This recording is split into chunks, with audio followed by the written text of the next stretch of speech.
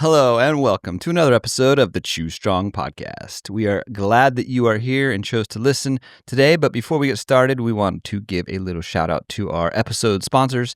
Please check them out and go ahead and check out the links in the show notes. Sally and I have always been focused on optimizing our health through exercise, nutrition, and sleep. But over the past year, we started thinking even more about something that's harder to control: toxin exposure. PFAS, or forever chemicals, these are everywhere: non-stick cookware, food packaging, and contaminated water. And they don't break down in the body. Research links them to endocrine disruption, metabolic disorders, and even cancer. That's why we've been testing our exposure through Function, an all-in-one health platform with 100+ advanced lab tests. Now, they've added a PFAS exposure test, which is critical since 97% of Americans have these chemicals in their blood. Testing gives you the knowledge to take action. Function makes it simple, with 2,000+ lab locations and a membership at just $499 a year. And unlike other companies, Function doesn't push supplements or pharmaceuticals, just real, unbiased health data. You are your best health advocate. Get ahead of your health with Function. Learn more and sign up at www.functionhealth.com/Sally McRae. That's functionhealth.com/Sally McRae. The weather is warming up and I'm running outside a lot more than I have been in the past few months. And with a lot of outside running and training comes a lot of sweat. That's why I've been using Lumi Whole Body Deodorant, which can actually handle anything, unlike some deodorants I've tried in the past. Lumi is clinically proven to block odor all day and control odor for up to 72 hours. And all products are baking soda free and paraben free. It's perfect for before and after those long days in the mountains. Lumi's starter pack is perfect for new customers. It comes with a solid stick deodorant, cream tube deodorant, and then 2 free products of your choice and free shipping. As a special offer for listeners, new customers get 15% off all Lumi products with our exclusive code. And if you combine the 15% off with the already discounted starter pack, that equals over 40% off their starter pack. So go ahead and use code SALLY, SALLY, for 15% off your first purchase at lumideodorant.com. That's code SALLY at LUMEDEODORANT.com. Please support our show and tell them we sent you.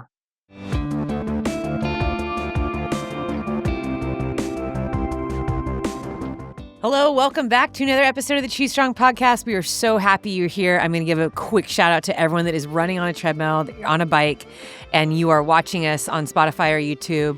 Hello, we're waving at you, and we just want to tell you, great job for showing up for yourself today. Whether you're training for a race or not, it doesn't matter. Every time that we put our physical body into a workout, we know that we're doing good work. And whenever we train our body, we also know that it's going to benefit people around us. So I really hope that whatever it is that you're training today, even if it's a recovery run or walk or hike or ride, whatever that looks like, I hope that you feel amazing once that workout is done. But also just remember that Eddie and I, we're always rooting for you. We're always supporting you. And we're grinding right next to you. In fact, Cheerleaders. We're cheerleaders. Right? I mean, we're officially cheerleaders. We are cheering you on. Get up that hill. Get down that hill. And don't trip. What do you think is harder, getting up a hill or getting down? Getting down is hard. Why is that? Because for me personally? Oh, you're going to take it just all to yourself now? Or? Or are you talking about No, I want to hear your point of view. Yeah. Because I don't know how to go slow. Oh, okay. So just in general, I don't know how to go very slow. Right away, I'm thinking of The Office, Michael Scott when he has to talk about his weaknesses. I don't know, I work too hard. Some people say that I volunteer too much. I volunteer too much. So sue me. No, don't sue me. She will.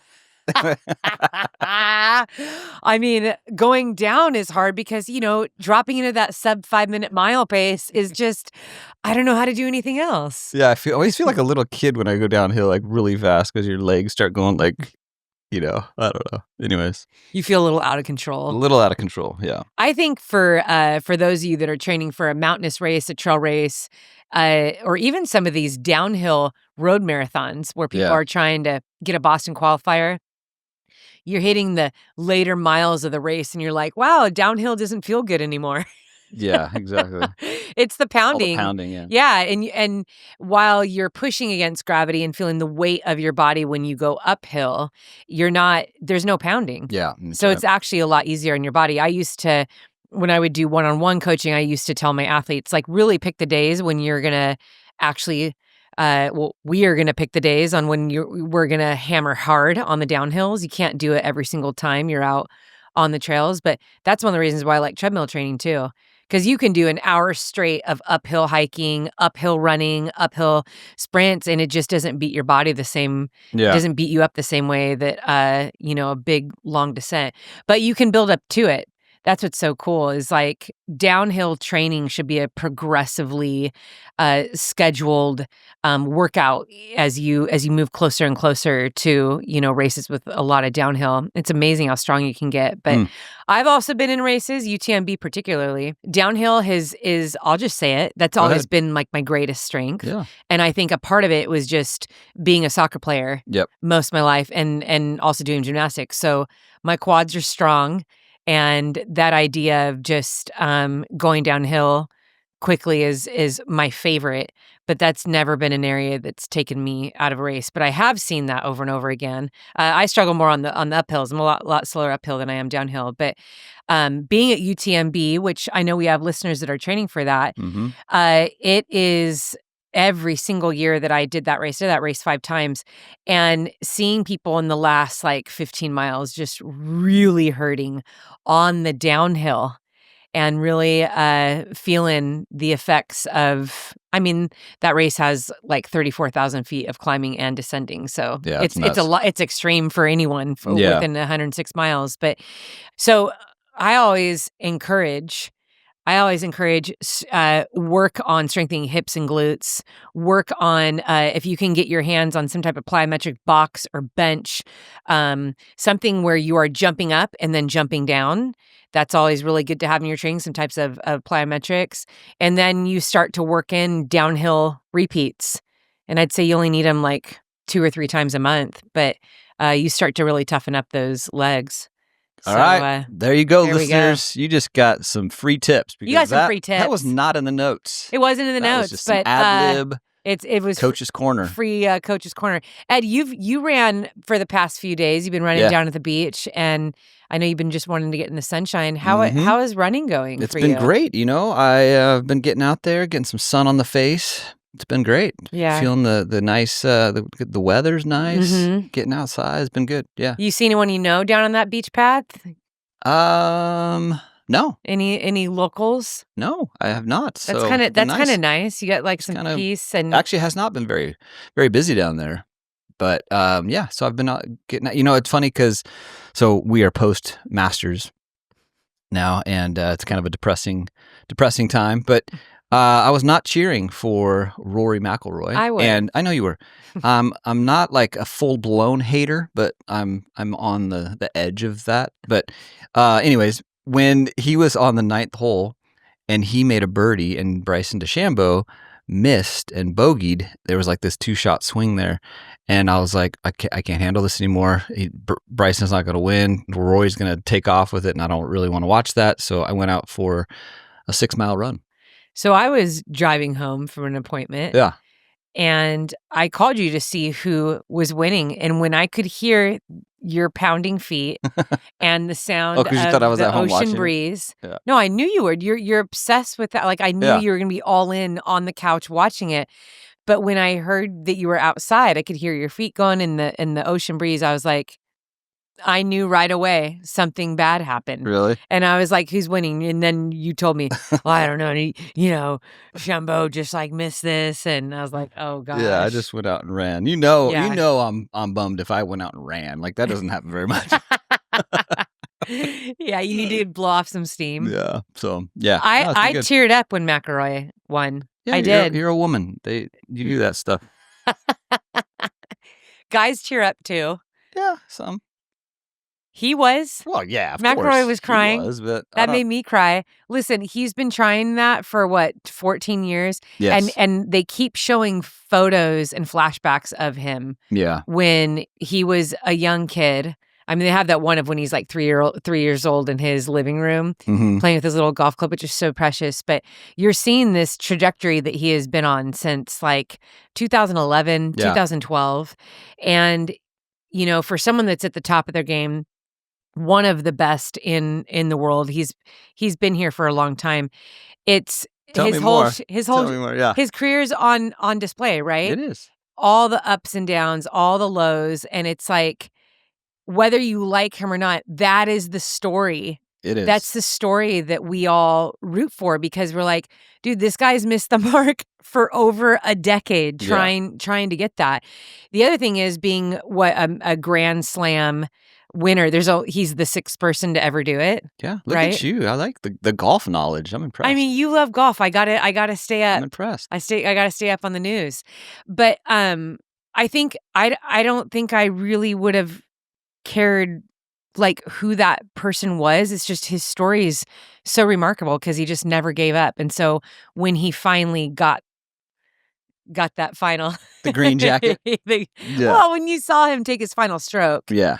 And then he just dropped to the ground. Like I got so emotional. It's like, so many of us can identify with that feeling, that elation. You're just trying for years and years and years and years. And then you're questioning yourself. Like, totally. Like, here I am getting maybe towards like the end of, top notch of my career. Like, if I don't do it soon, like, I wonder if I can ever do it, Yeah, he was actually quoted saying that.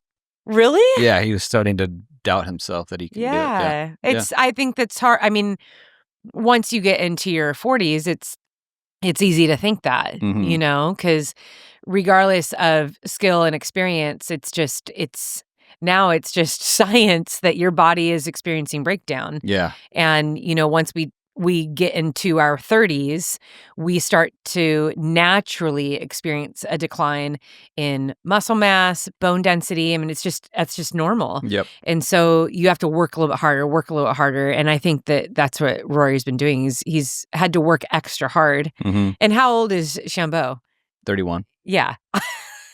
Rory's only 35. He was right there. Still. Oh, I thought Rory was like late 30s. I thought he was like 35. 38, 39. Okay. But still, yeah. See, I didn't know that. You knew a lot of the info. I'm very impressed. Well, whatever you are a fan of, I must be a fan of too. Yeah. So that I can keep up in By convo. default, you have to? Is that okay? Yeah, so my running, it's been good.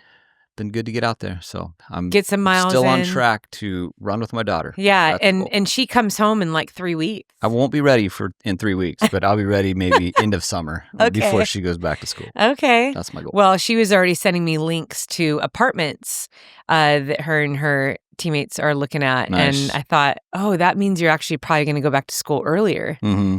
And she's like, yeah.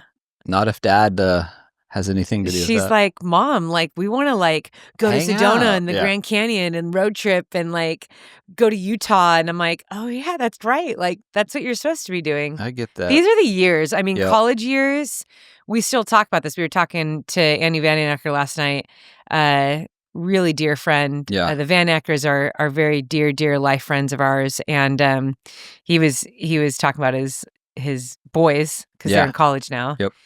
And then that just threw us into just full-blown reminiscing about the days, Back man. in the days, the good old days. Oh, you can spend your whole life working, but those living in a dorm, just kind of doing The whatever. best. You think you have responsibility because you have like a paper due. Yeah. It's At like, midnight, come you're like, on. oh no. That's the hardest part of your life is turning in a paper. It's the best. That's the best.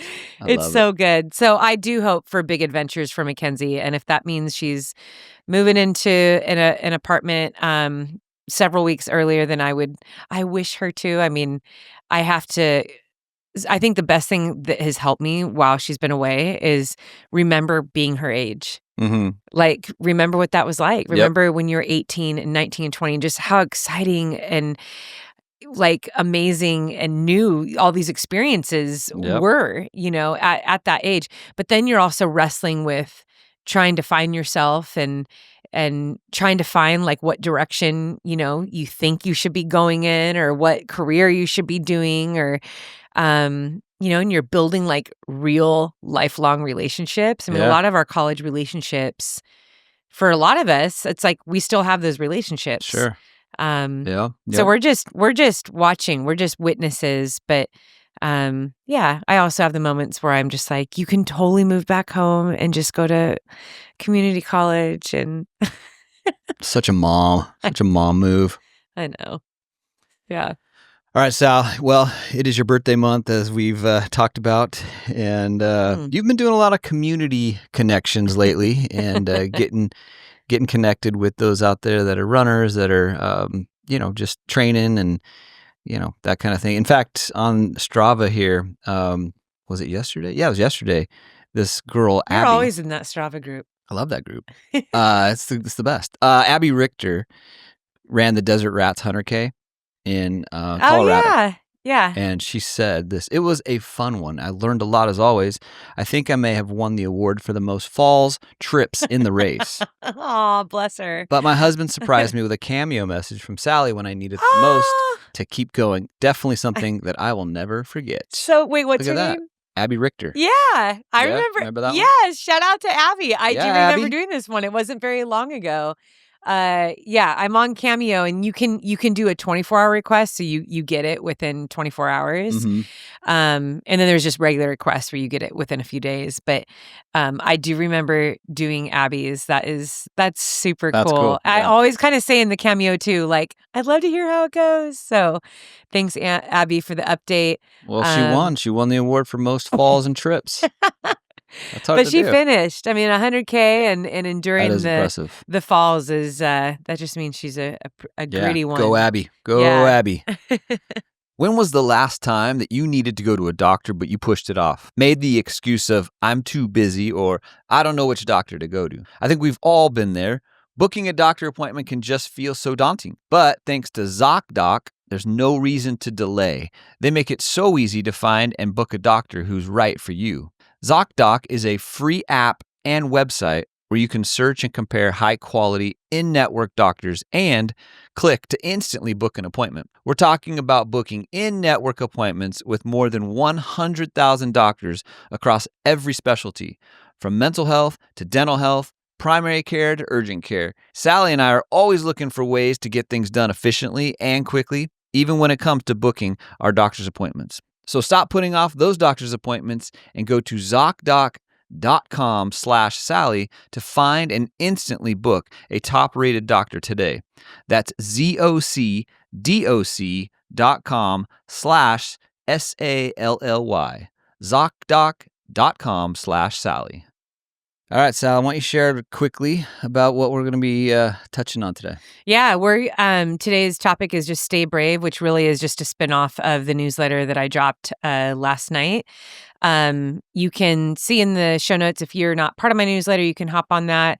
I started off the year doing it as a weekly newsletter, but I've kind of moved into, I'm probably only going to do it like twice a month now. Okay. But really, it's just a space where I like to write and encourage people. It's not a long read. My newsletters probably take like 3 to 5 minutes to read, but my hope always is that people will read it and have at least one thing that they can take away from the newsletter that encourages them, boosts their confidence, or it really propels them into kind of just a few moments of reflection and really thinking, which is something that I know we can all do more of. I mean, having these quiet moments to think on real questions, or that are about our life or decisions that we're trying to make. I feel like those are more rare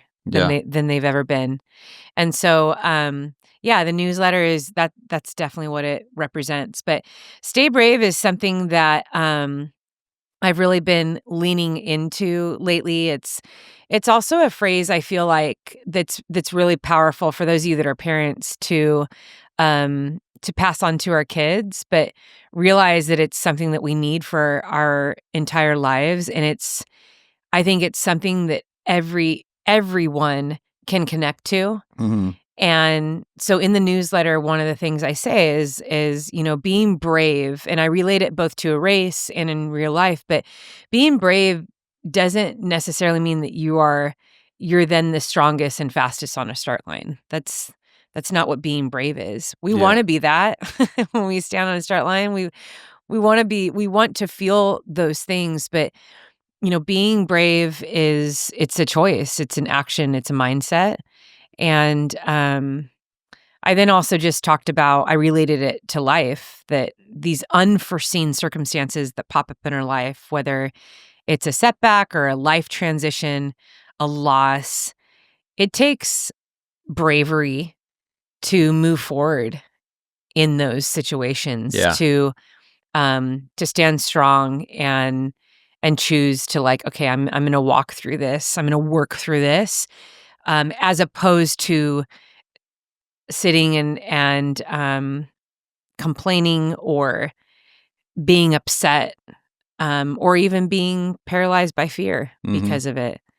And I think all those are all emotions I know I can connect with, and it's just part of being a human. We have all these feelings all the time, and we're trying to, like, sift through them. We're trying to sift through nervousness and anxiousness and stress and feelings of elation, and we're excited and overjoyed and we're hopeful and confident, and there's a long list. And I think that when we can kind of lean into just being brave, that also means that we're operating in the uh, truest form of ourself, of who we are. I think it takes bravery to be all that we were meant to be. It takes bravery to not care so much about other people's opinions or expectations. It takes bravery to stand up and do what's right when maybe that isn't the popular thing to do. It takes bravery to say, you know what, I'm going to put my pride down and try again, even though I failed over and over. And with my birthday coming up, I have actually been working on this little, like, this little project really quietly, but I'm about to release it. And because you're listening to the podcast, you get to hear about it first. And then the newsletter will hear about it second. So if you're a podcast listener or you subscribe to the newsletter, I usually roll out things like this there first. It's not, typically just on YouTube or Instagram or other places, but um, one, because I feel like I can explain it a little bit more, but I designed this graphic, and the design is just called Stay Brave. And I'm going to put it up on the screen right now so that you can see this. But for my birthday, I've created this yellow sweatshirt. And on the front is a roaring bear, and underneath it says Stay Brave. And then on the back, it's this image of this girl running through the mountains with a roaring bear behind her, but all around her there's hearts, and the sweatshirt is like this soft yellow pastel, and all the colors on this sweatshirt are pastel, but yet the irony of it is that there's this roaring ferocious bear as a big part of what this image is. And I created this image one day as I was just thinking about, one, trail runners as a whole. I get and very directly, I get asked all the time, like, aren't you afraid of running on the trails? Aren't you afraid of animals? I get especially women who will write me and tell me about their fears of going off and running in the mountains or on the trails, and fears that their family has, about them doing that. But I also think this directly relates just to things in our life, like being afraid to go after that degree, or being afraid to go after that relationship, or being afraid to try again, and how so often a lot of this starts in our head. So much of what we are afraid of or why we don't do stuff is because we start to build the scenario in our head, even though it's never happened. And it's very easy to stay locked in our head, to stay locked in these what if, maybe, that might happen. And then we just don't do anything at all.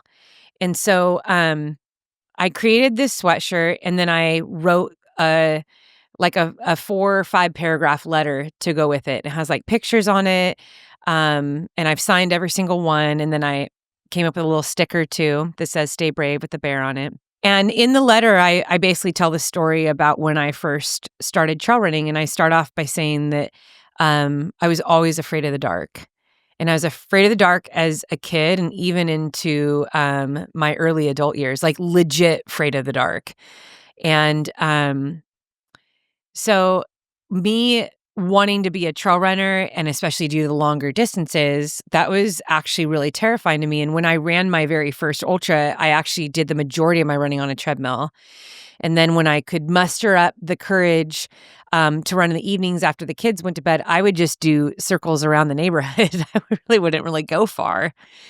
And I remember one of the first times I went night running, it was with my buddy Colin Cooley. And he went like, I don't know, 50 meters ahead of me, which he would do that a lot. Like he'd always run ahead of me constantly. He was a lot better climber on the climbs. But um, this was like, we're going to do a night run and get you used to running at night. Cause at that time I had signed up for Angela's Crest 100. So this is in 2012. This is 13 years ago. And he left and I started crying. Like grown woman of two young kids, I started crying right there in the Santa Monica Mountains. I knew that there is mountain lions in there. We see it on the news all the time. And right away, that's all I thought about. I was like, a mountain lion I can't see Colin anymore. A mountain lion is gonna attack me and kill me. And I just, more and more as I thought about that, it was like the fear just started to intensify. And then I started calling out for Colin. I was like, Colin. And then he eventually like ran back, just, all happy, out of breath, like, what's going on? And I was like, you can't leave me. And I have like tears in my eyes, and then I'm embarrassed because I'm crying. And so getting to the start line of Angela's Crest 100 there was a lot more going on. I loved to run. I loved to train. Like that was the easy part, but it was the fears inside. It was the doubts that really got to me. I remember the first time we did a 26-mile run is with Josh Spector and Colin Cooley. It was very early after I had just signed up for Angela's Crest 100, and we were up, really close to Mount Baden-Powell and Mount Baldy, and we started like 8,000 feet. We were climbing up to like how high does Baden-Powell go? I think 9,300, but they probably waited like 10, 15 minutes for me at the top. And I just remember thinking as I was getting to the top of the mountain, I was like, why am I signed up for this race? I'm so embarrassed. I'm a terrible mountain climber. Like I'm so slow. And these guys are never going to ask me to train with them again. It was like one of my first times like going on a group run. And I remember getting to the top and Colin saying, Sally, this is part of it. It's just time on feet. Don't be so concerned about how fast you went. Well, in my mind, I was like, yeah, let's see if these guys ever asked me to go run at them in. And they did. Like the next day, they're like, dude, we got to do it again next weekend. Let's go see the other part of the course. And from that point on, Colin Cooley, Josh Spector, Billy, David Dalick, those guys became like my training partners. They believed that I could do it. They knew what was the most important part. And it was just getting out there every single weekend and doing these long runs and just learning how to be in the mountains. They didn't care about my pace or even they didn't really care about what I thought of myself. They just knew like, Sally, you can do this. And so Stay Brave has like a really I love this because when I can think of messages that I can tell little kids, those are the ones I can get behind. When I can think of a message that I can travel around the world and tell people, it's just like Choose Strong. It can connect with people regardless of their circumstance, regardless of what it is that they're going to. It isn't a call to be hardened or fake or to cover up what it is that you're feeling because, as I say in the newsletter, you can be brave and feel weakness at the same time. You can be brave and be afraid uh, all at once. It's just that being brave is what is propelling you forward. And I think that, when I did Angela's Crest 100 and I ran through the night in the mountains, and then the next day as the sun peeked out, I got to that finish line, it changed my life. Hmm. And it showed me what I was capable of. Obviously, I absolutely fell in love with that distance, the 100-mile distance. I was like, this is the distance for me. But I built on that.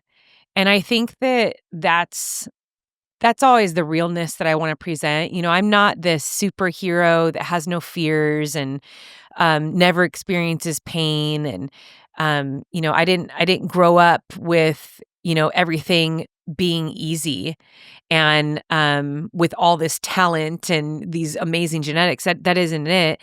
I did, however, grow up learning how to work and learning that if I ever wanted to get anything done, that I needed to take the step on my own, that no one's going to live my life for me. No one's going to go after those dreams for me. And I think this is also the gold in having lost several people early in my life, not just my mom, but like several people early in my life, is you also understand how short life is. And so it is always in the back of my mind. Well, if I don't do it now, tomorrow isn't guaranteed. Next year isn't guaranteed. And it doesn't mean I need to complete it right now, but I can at least work toward it. I can at least take that first step. And so, this Stay Brave gift that I am creating, it's going to go in my merch shop.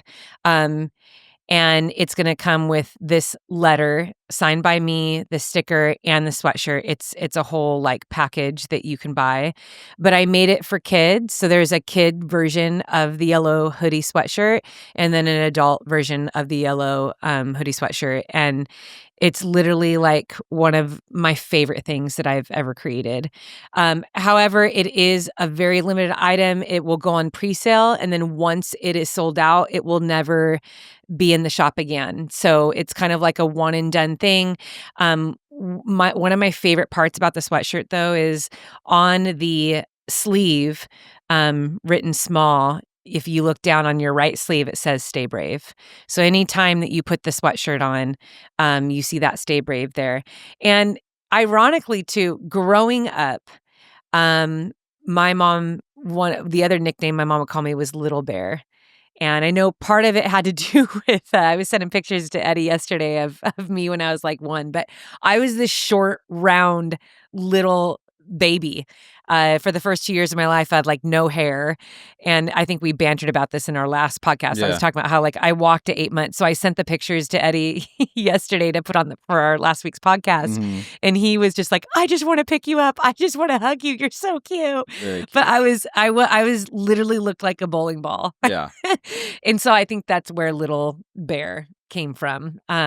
So bears, all my stuffed animals, like my favorite stuffed animals were always bears.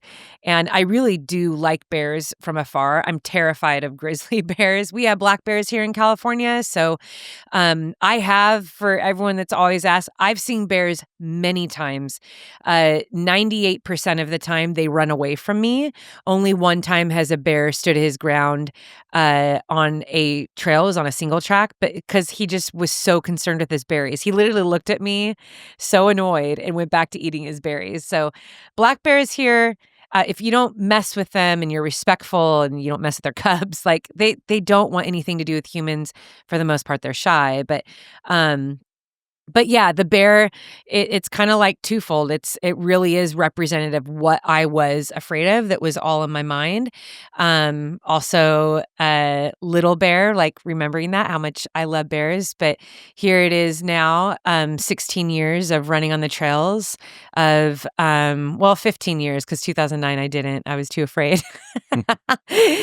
So 15 years of actually actively running on the trails and realizing that almost every fear that I thought up before trail running has not come true. And that doesn't mean that, we don't live in a perfect world. That doesn't mean that, there aren't predatory animals out there. That doesn't mean that I can't like go and have like a horrible injury or something really bad happen to me. I'm not above that. But I think, being brave is also a mindset. It's what we choose to focus on. And that's what the hearts represent in that image is like, I can focus on like the beauty and the peace that I experience on the trails, or I can freak myself out with all the things that could go wrong while I'm on the trails. And so this really is a very personal message from me to you. I think it'll make a great gift for friends, family, or anyone that you think that this story would resonate with, especially youth. At first I wasn't going to do a youth version, but after going to Arkansas, I met so many kids. It was incredible. So shout out to all the kids in Arkansas who were so kind to me and took pictures and took my signed posters and said they were going to hang them up in their rooms. And it was just the sweetest thing ever. And so I was like, yes, we're going to do a youth version of this sweatshirt. But yeah, I mean, I think at the end of the day, that's really the topic of this podcast that I just wanted to hit home with all the listeners. I think, being brave is, I mean, Ed, it's not easy. It's so much easier just to say it, but I can't tell you how many times that usually ended up being the last thing that I would say to Mackenzie before she would race. Yeah. Because it's like being brave, you also know like that it's not going to take away how uncomfortable something is. And I would say that to her with like, butterflies in my stomach because I just know how much discomfort she puts herself in when she races. Like all those girls, like when they all get on the track, they're doing the 1500 as soon as they're hitting like the last 500 meters, it's pure acid in the legs. Like lungs are burning, legs are burning. It is so painful. And so I would just say to her, like, stay brave. I know that you can do it. I know you're capable of enduring that. And it's like the elation, every time we'd see her, when she crossed that finish, the elation on her face, it was like, it was worth it. It was worth it to stay brave. Yeah. Yeah. Thanks for that 1 to 2 sentence little snippet of what we're going to talk about. No, I mean, that newsletter that you sent out yesterday was short and just really punchy. It was just like to the point, but it was like super packed with some gems. And obviously it resonated with a lot of people because we got a lot of emails from them, from how it's impacted them and how it spoke to them. So yeah, it's definitely struck a chord, and it's something that we all want to be brave, but yeah, it's okay, like you said, to be brave and to be scared at the same time, or to be brave and to be anxious and fearful at the same time too. So it's a really powerful message. Well, I all the immediate responses we got, none of them had to do with running. Yeah, and they were exactly. heavy. Mm-hmm. And I think, I hadn't sent out a newsletter in several weeks. So for those of you that are wondering, wait, has these been going out every week? And I'll get that sometimes, like if it doesn't go out in the right cadence. And so I was like, I just felt like so strongly about wanting to talk about this. And I thought, I think we all need to be reminded of this. Yeah, for sure. We need to be reminded on the daily that we are brave, and that isn't made just for some people. It isn't just like the people that have big muscles or, the genetics, or it's just like they're going to battle. It's literally something that we can choose, and we are equipped for every experience in our life. The stories that make up your life, your day to day, you're equipped to live your life. But I think we forget that. I think we easily, and man, this is where like sometimes social media is hard, but it's like, it's so easy. If you're starting your day with social media, or you're on social media so much, it's just easy sometimes to downplay your own life and to downplay the value and just what you're made of, because we're constantly scrolling through stuff that's just fake. It's just It's stuff that's like, it's been curated, it's been filtered, it's been chosen, those like 20 seconds, those 30 seconds, or that exact image in time. And it's like, you open that up and it's like everything looks better and more beautiful and stronger and braver than you. It's all smashed into one little app. And I think, man, to take a step back and just realize that no one gets to live your life. No one gets to make the decisions. No one thinks the exact thing that you're thinking at any given moment and feels exactly what you're feeling at any given moment. Those desires and the hopes and the dreams and your very unique relationships with the people around you. It's so unique to you. It's so valuable. I mean, you're rare. As I think of like a, very expensive old painting. What makes it so I mean, some of these old paintings, come on, Ed. Like, you look at them, you're like, "Really? That's worth $80 million? Yeah. Why?" I think some of those I'm like, pretty sure my 3rd grade class did something just like that a Yeah, couple years ago. right. Yeah. But it's valuable because it's It's rare. rare. Yeah, yeah. There's only one. And I think that, man, that's a painting. Mm. That's a painting. But you're this incredible human being that will never exist after your days are done. Like, that's it. And for whatever reason, we have to be reminded of that daily. Mhm. Daily, we have to be reminded that your life has purpose. You are valuable, even if you're going through a really difficult season in your life, where that's a broken relationship, it's a loss of a child. I mean, these are things that people write to us about. Yeah. Losing children, like going through cancer, losing a parent, not getting the job, your house is burning down. I mean, the list is so long. And like I said, the people that responded to the newsletter, there wasn't one person there was no sports. Yeah. This wasn't about training. Well, yeah, like, to your point and what I was saying earlier is that it resonated with a lot of people because, like I said, all these emails were coming. I was reading through them last night and this morning, and I mean, just this most recent one said, "Sally, thank you for your words today. I'm currently in treatment for ovarian cancer, and I wrote, 'Stay brave, choose it. I have everything I need in my journal this morning. Your words always resonate with me.'"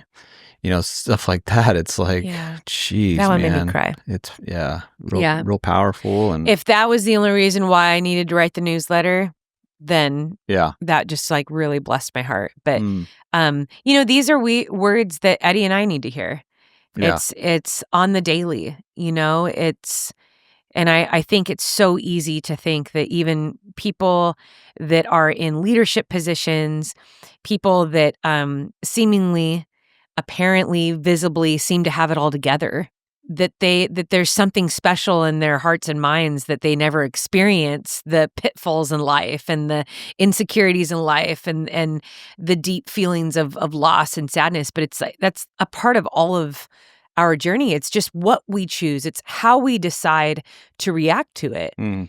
And I think that's a really beautiful point to focus on is we get to determine, we get to say what we're going to focus on. We get to allow what comes into our heart and our mind. And we also get to reject what we don't want to be there. Mm-hmm. And I think that what I shared in that newsletter is like, it wasn't this, and I think that's kind of the story that we want. This is more of the Hollywood story. It's like this big turning point, in the story where this big thing happened that was intense and it was explosive and it was just this falling out. And that's kind of what we always want when we know that a decision has to be made. We want it written in the sky. We want someone to tell us. We want it to be so clear. 'Cause that's easy. When things are just black or white, yes or no, like it's so easy to know how to proceed. It's like when Mackenzie was struggling with pain in her leg. There were I thought up 18 different things that it could be, and we were guessing. And finally, I just said you just need to get an MRI. Yeah, You get just in need to there. know what it is and then how to heal. And when she got the diagnosis, we had this stress reaction, and she had to be put on crutches. It was crushing, but it was also such a point of relief because it was we now know what to do. Mm. And I think sometimes that's what we long for. We long just give me the yes or the no. Tell me which way to go. But life isn't always like that. Mm-hmm. Life sometimes it throws curveballs at us. There's things that we don't see coming. And I think that when I talk about racing, this happens so often is I didn't know I was going to be throwing up. I didn't know, the forecast said it was going to be 70. I didn't know it was going to be 98. And what we start to learn about ourselves is how we react in those moments. And the cool thing is that we get to choose. So it's okay if you don't have all the answers. It's okay if you don't have the clear yes or no, the clear black or white, which way to do something. But what is important is that you stay brave, is that you just choose to keep going regardless of whether or not you know the outcome. Mm-hmm. And when it comes to illnesses and ailments, somebody else wrote who had literally just lost their father.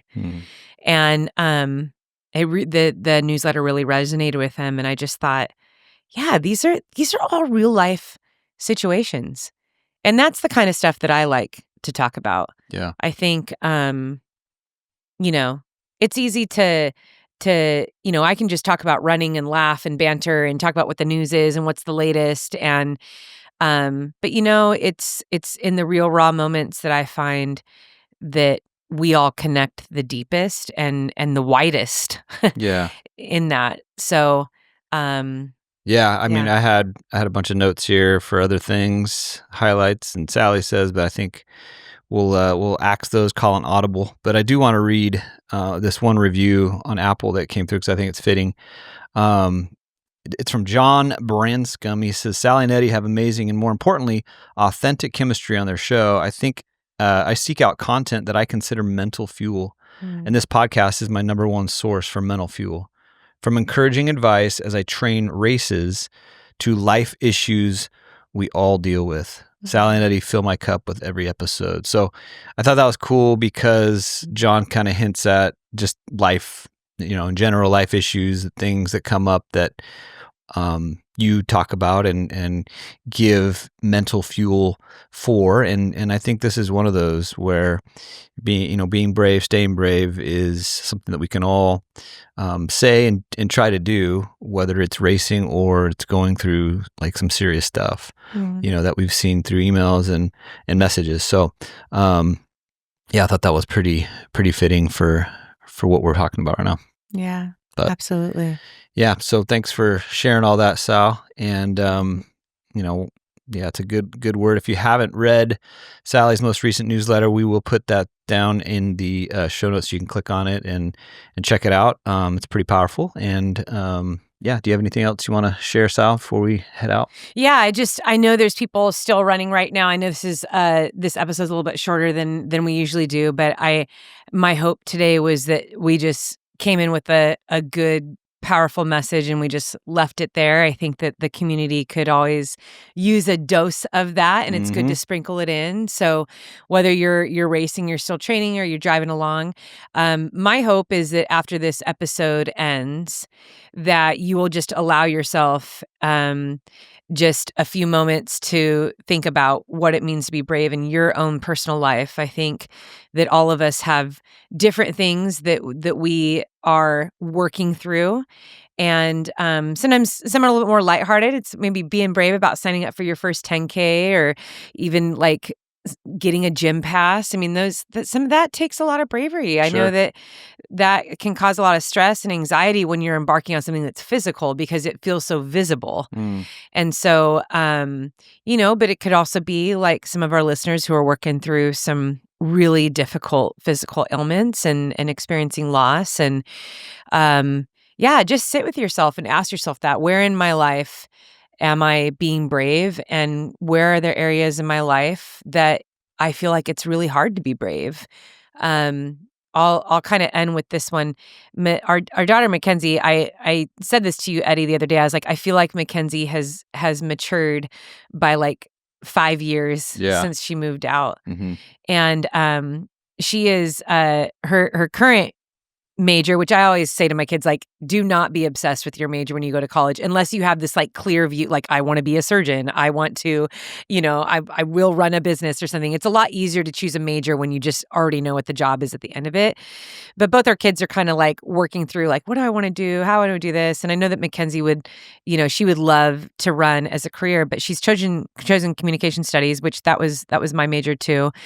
And she's amazing. She will stand up in front of anyone and speak, and and she's great at writing, and she's been doing great. But what we realize is, like, this year she's had to have a lot of like real conversations where she's chatted with me like, Mom, here's the situation. I don't know what to do. And I've just encouraged her. I'm like, the best way to solve these situations, you have to go to that person and have a conversation. And I think that's many times one of the hardest things that we do in life is go to somebody, and whether it's put our pride away or go to them with love and forgiveness and try to make amends or try to rebuild, or try to make a relationship better or closer and knit it back up. Whatever that is, I mean, that causes a lot of fear and anxiety. It takes a lot of bravery to do that because there's always this chance of rejection. There's always this chance of being misunderstood. Mm-hmm. And there's a lot of deep pain associated with that, with being rejected and misunderstood and not wanted or not loved or not seen. And that completely attaches to who we are. It attaches to our soul. And so I've had, a couple conversations with Mackenzie this year, and she's then come back and said, well, I did it, and this is what I said, and this is what we worked through. And she would tell me the things that she would say, and I was like, oh my gosh, I'm so inspired by you. I mean, a couple times just welling up with tears, knowing that these are some of the most important experiences in life. And I even told her, I was like, Mackenzie, I don't care if you get straight A's. How you have carried yourself, the way that you've gone to people with humility and love and kindness is like, I know a lot of adults who we're still working through stuff like that. We're still learning how to do that. But that right there is how you'll be remembered. Mm-hmm. Like, no one really cares what you got in Communications 101, but they will remember how you made them feel. Yep. They will remember that you forgave them or that you went to clear up some miscommunication. Like, they will remember that, and you keep building on that because that's your character. But it takes a lot of bravery to do that. So I don't know who needed to hear that today, but man, I'll tell you what, there's a lot of peace that's attached to going to others with humility and love and just trying to make things better. But it's a lot of bravery, too. So whether it's that 10K race that you're signing up for or wanting to make a relationship better, know that Eddie and I, we have been there, done that, and we'll always be working through that. It's part of the journey for all of us. And, we're in this together. We're learning and we're growing together. And we want you to always remember, Eddie and I, we love you. We're rooting for you. And we'll encourage you to stay brave and keep choosing strong in all you do.